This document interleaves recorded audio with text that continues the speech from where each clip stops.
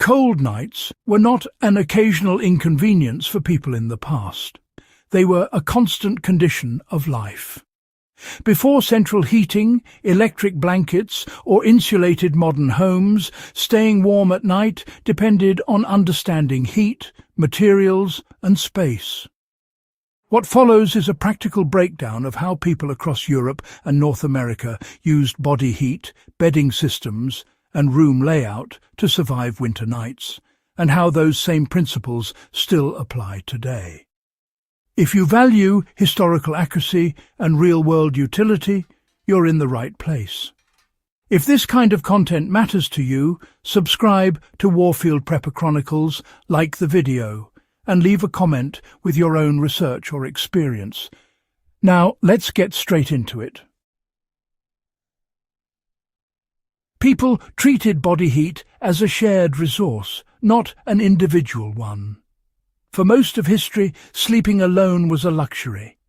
Families shared beds, travellers slept side by side in inns, and even strangers were expected to tolerate close quarters. The reason was simple: heat retention. Human bodies produce steady warmth, and clustering reduced heat loss by minimizing exposed surface area. In rural households during the 18th and 19th centuries, it was common for children to sleep together in groups, with the smallest placed between larger bodies. This created a stable microclimate that stayed warm through the night. The same principle was used deliberately in military camps. Soldiers in winter quarters slept shoulder to shoulder, often wrapped in shared blankets. In extreme cold, people even slept in shifts, so bedding never fully cooled down. Today, this knowledge applies directly to off-grid or emergency situations. Sharing sleeping space, even briefly, can drastically reduce fuel use and prevent dangerous heat loss. Bedding was layered strategically to trap heat, not just add weight. People did not rely on a single heavy blanket. Historical bedding systems were layered with intent. A typical setup included a straw or rope mattress, wool blankets, quilts, and sometimes animal skins. Each layer served a different function. Straw mattresses allowed air circulation while reducing contact with cold floors. Wool blankets trapped heat even when damp, a critical advantage in unheated rooms. Quilts added loft, creating air pockets that slowed heat loss. In colder regions, feather beds were placed on top rather than underneath. This might seem a bit counterintuitive to modern sleepers, but it actually worked because feathers compressed under body weight and lost insulation when used as a mattress. Placed above the sleeper, they retained their loft and warmth.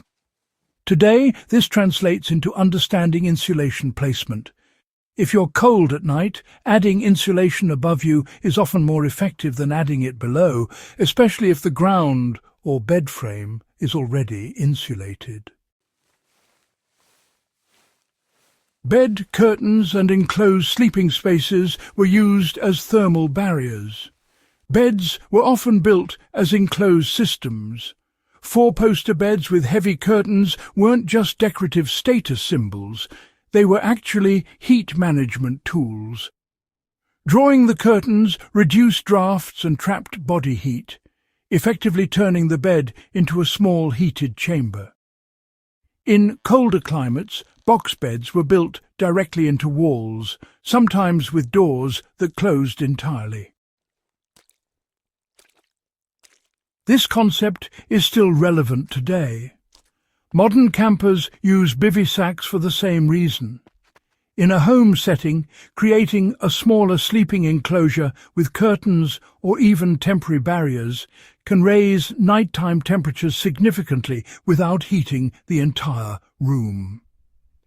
Historically, people understood that heating a small volume of air was more efficient than heating a whole house.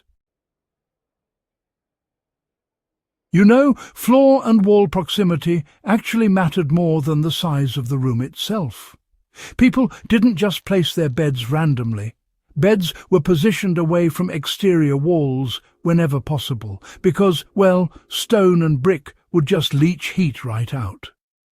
In colder homes, beds were often placed near the hearth wall, not for direct heat, but because the masonry would hold on to some residual warmth overnight. Raised bed frames were absolutely essential. Sleeping directly on the floor meant you were constantly losing heat to the cold ground, which is exactly why even poor households made bed elevation a priority. And today, honestly, the same principle still applies in survival shelters and in buildings that aren't well insulated. Elevating a sleeping surface and keeping away from exterior walls reduces heat loss much more than just piling on extra blankets. It's really just physics, not a matter of comfort, and folks in the past figured this out through hard-earned experience. Now, when it came to clothing at night, the goal was always heat retention, not comfort. Sleeping naked, that's actually a modern habit. Historically, people slept in layers. Linen shirts would absorb moisture, while wool caps and socks kept heat from escaping the extremities. Nightcaps in particular were so important because the head loses heat really quickly. And in extreme cold, people would wrap scarves around their necks or even sleep with their cloaks still on. The practical lesson here is moisture management. Dry layers retain heat, while damp ones, well, they just steal it away. People changed out of sweaty daytime clothes before bed, even in winter, because moisture increased cold stress. Modern sleepers in cold environments should do the same. A dry base layer and insulated extremities matter a lot more than just piling on random blankets. Heat-retaining objects were used inside the bed. Hot stones, bricks, and metal bed warmers were placed at the foot of the bed before sleep. These were removed or repositioned once the bedding warmed up. This wasn't about luxury. It was about preventing cold shock when getting into bed and sort of jump-starting heat retention. In some regions, heated ceramic tiles were wrapped in cloth and placed near the core of the body. Night routines were designed to preserve warmth until morning. Physical activity was done shortly before bed to raise body temperature. Heavy meals were eaten at night to fuel internal heat production. Once in bed, movement was minimized to avoid disrupting trapped warm air. Windows were shuttered early and doors were blocked with cloth to stop drafts. These routines were deliberate and repeatable. They weren't just folklore, they were survival practices refined over generations. Applying this today means thinking of warmth as a system, not simply a product you buy. People in the past survived winter nights because they understood heat better than most modern households do. They treated body warmth as valuable, bedding as insulation, and space as something to control. These methods require no electricity and minimal resources, yet they work reliably. If you want more deep dives like this, subscribe to Warfield Prepper Chronicles, share this with someone who values real history, and leave a comment with insights from your own research or experience.